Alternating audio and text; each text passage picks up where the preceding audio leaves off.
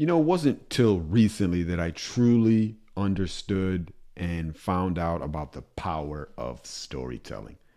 Now, I had been a member of Toastmasters for several years, and I went through the manuals, I would craft speeches, and I was progressing at a fairly good pace. I was always excited when I gave my speeches. I would put so much into it. I remember putting speeches together about the top places that I'd like to visit, maybe Egypt or Paris, and I would describe the pyramids and all of these things. I also talked about some of the things that I used to want to be when I was a child, like an astronaut or a pilot, and I would describe the different types of careers and all of these things. And I just thought all of these speeches were just going to kill the audience and they would be just totally impressed with my delivery. But it was the opposite.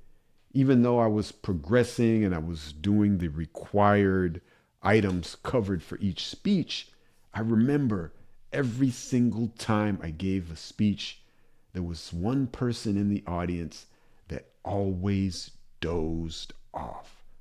And for the longest time, I couldn't figure out why.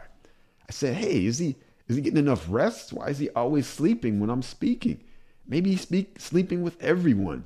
And then one day I noticed, I looked over when others were speaking and they were using engaging stories and they were pulling you in. He was wide awake. He was fully attentive and he was locked in. That's when I realized I wasn't using storytelling to captivate the audience. And I had to totally restructure everything. Now, storytelling does a variety of things when it's delivered correctly in a speech.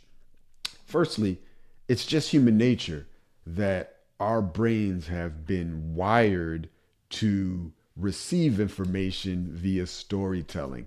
It's a tradition that goes almost back to even recorded time. Before we even had documented history, stories were conveyed in a group setting.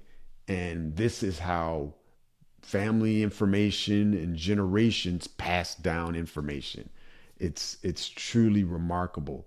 The way that storytelling works is because when you hear that story, it involves the audience's full body. When I say full body, I'm talking about not only are they trying to understand what you're saying from using their brain, but they're also invested emotionally into your message, and that's with their heart.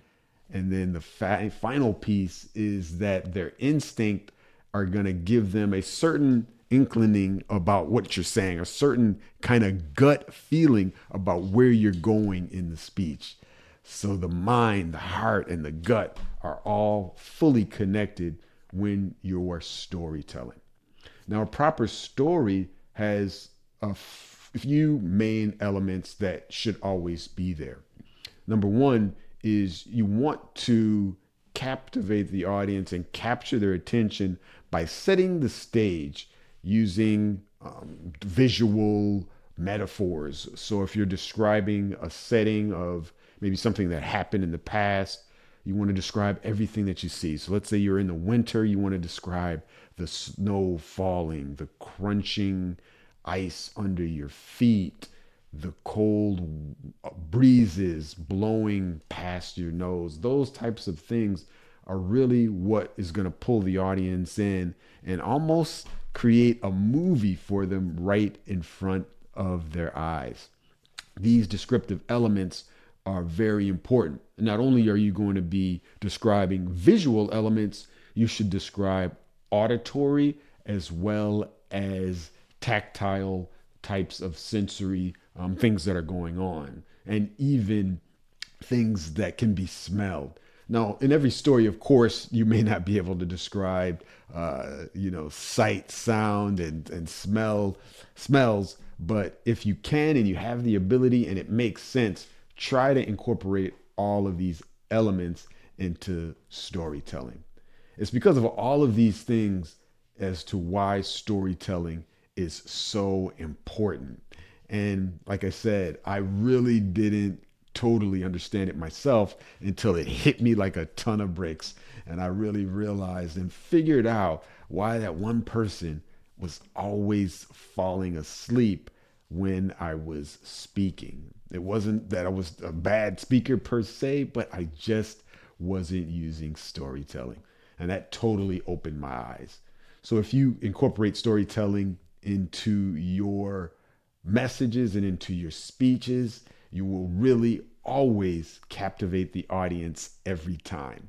So stay plugged in the further future other lessons of this particular section. We're going to go more in depth into some particular strategies and techniques on how to best captivate your audience with storytelling and how to formulate those stories that will really always land with impact.